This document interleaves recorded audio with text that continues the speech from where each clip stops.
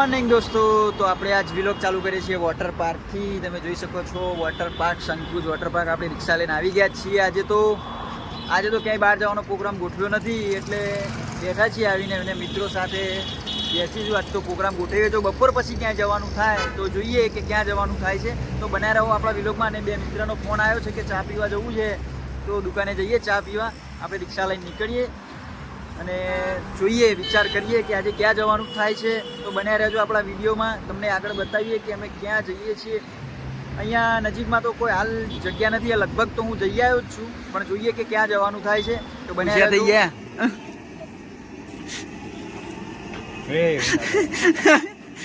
જોયા ઘેર છોકરો નહીં લે.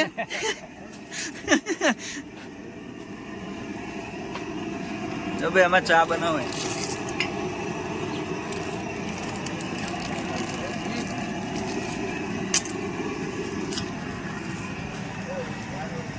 હવે નાસ્તો કરવા આયા ફોર્મમાં આવી ગયા. તમે ભાઈબંધ ચા પીવા આવ્યો મજબૂત. તો ફાઇનલી ચા પીવાય છે.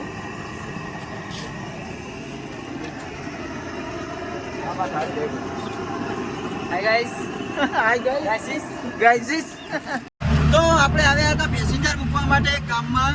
ત્યાં આગળ મને યાદ આવ્યું કે એક મોટું મહાદેવનું મંદિર આવેલું છે અહીંયા. તો હું તમને બતાવું. આપણે નક્કી નહોતું કે ક્યાં જઈશું, પણ શું હતો, વર્ધી મળી ગઈ એક પેસેન્જર મૂકવા માટેની. તો હું ત્યાં આવેલો હતો, તો ત્યાં મને પહોંચ્યા પછી ખબર પડી કે અહીંયા મહાદેવનું એક મોટું મંદિર આવેલું છે, જે હું તમને બતાવું. આ મંદિર પહેલાં તો જૂનું હતું, પણ હવે નવું બનાવીને વિશાળ મંદિર બનાવેલું છે. બહુ સરસ મંદિર છે, મહાદેવનું મંદિર છે અહીંયા, શંકર ભગવાનનું. તો હું તમને ત્યાં મંદિરના દર્શન કરાવું. તો ચાલો આપણે જઈએ.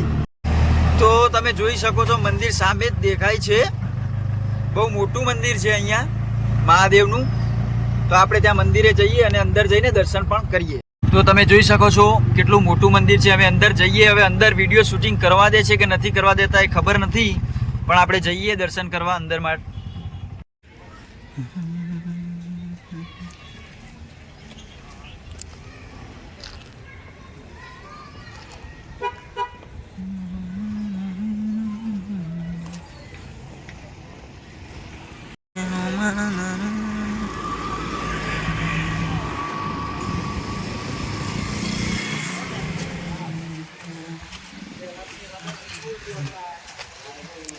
તમે જોઈ શકો છો કેટલું વિશાળ મંદિર છે અહીંયા મહાદેવનું. તો આપણે બી જઈએ અંદર દર્શન કરવા.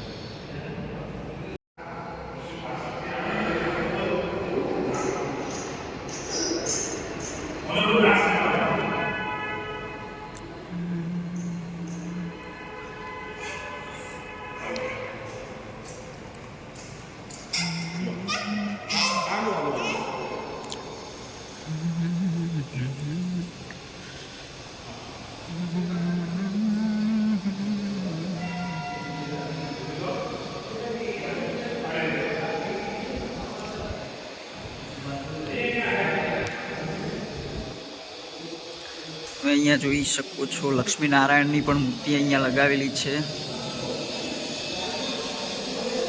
અને આ વિશાળ ગેટ બનાવેલા છે જો બંને. હજુ આ મંદિરનું કામ ચાલુ જ છે અહીંયા હાલમાં. અને તમે જોઈ શકો છો કેટલું સુંદર અને ભવ્ય મંદિર બનાવેલું છે, અને કોતરણી કામ બી કરેલું છે અહીંયા જોઈ શકો છો. અને બે વિશાળ ગેટ બનાવેલા છે. તમે પણ આવો આ મંદિરના દર્શન કરવા. તો આ આવેલું છે સાલડી ગામમાં. લાગણસથી તમે નીકળો નારદીપુરવાળા રોડ ઉપર, એટલે વચ્ચે ગામ આવે છે સાલડી. ત્યાં આગળ તમને આ મંદિરના દર્શન થઈ શકે છે અને તમે જોઈ શકો છો કેટલું ટ્રાફિક છે હાલ દર્શન કરવા માટે. જો કેટલું વિશાળ મંદિર બનાવેલું છે તમને બતાવું હું.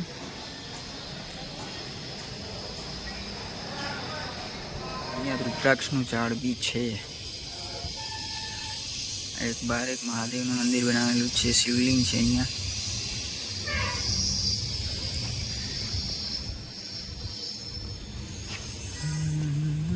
અને તમે જોઈ શકો છો કે અહીંયા લોકો ગાયોને ચારનું પણ દાન કરે છે. અહીંયા લોકો ગૌ સેવા પણ કરે છે. અહીંયા લોકો આવીને જેને જે પૂરતી જે ઈચ્છા થાય તે અહીંયા ગાયોને ચારો ઘાસચારો નાખવાનું પણ અહીંયા ચાલે છે અને એ બહુ સરસ કાર્ય છે. અહીંયા જોઈ શકો છો કે કેટલી ગાયો અને ભેંસો છે અને અહીંયા લોકો આવીને પૂળા ચારનું દાન કરે છે અને એ પણ સેવા સારી કહેવાય છે ગાયો માટે. અને તમને બતાવ્યું કે આપણે અહીંયા પહોંચી ગયા હતા દર્શન કરવા, એટલે તમને આજ નક્કી જ નહોતું કે અહીંયા આવવાનું થશે, પણ આપણે આ તો સંજોગ અહીંયા આવી ગયા છીએ. અને તમે જોઈ શકો છો પાછળ જે મંદિર છે બહુ મોટું જ વિશાળ મંદિર છે મહાદેવનું અહીંયા. અને તમે બી ગમે ત્યારે અહીંયા આવો તો આપણે સાલડી ગામ છે, આ મહાદેવનું મંદિર છે, પીપળેશ્વર મહાદેવ તરીકે વખણાય છે. તો આપણે હવે અહીંયાથી નીકળીશું.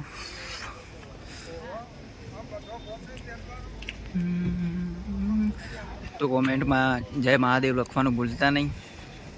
અને તમે ગમે ત્યારે આવો તો સાલડી ગામ છે નારદીપુર રોડ ઉપર, ત્યાં આગળ આ મંદિરના દર્શન જરૂર કરજો.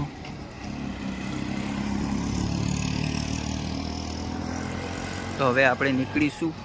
તો મિત્રો આપણી ચેનલને લાઇક શેર ને સબસ્ક્રાઈબ કરવાનું ભૂલતા નહીં, અને પેજને ફોલો પણ કરી દેજો. તમને અવનવા વિડીયો આપણે ચેનલમાં મળતા જ રહેશે. અને તમે જોઈ શકો છો વિશાળ મંદિર છે ને તમે ગમે ત્યારે આવો તો દર્શન કરવાનું ભૂલતા નહીં. અને કોમેન્ટમાં જય મહાકાલ જય મહાદેવ લખવાનું ભૂલતા નહીં. જય મહાકાલ.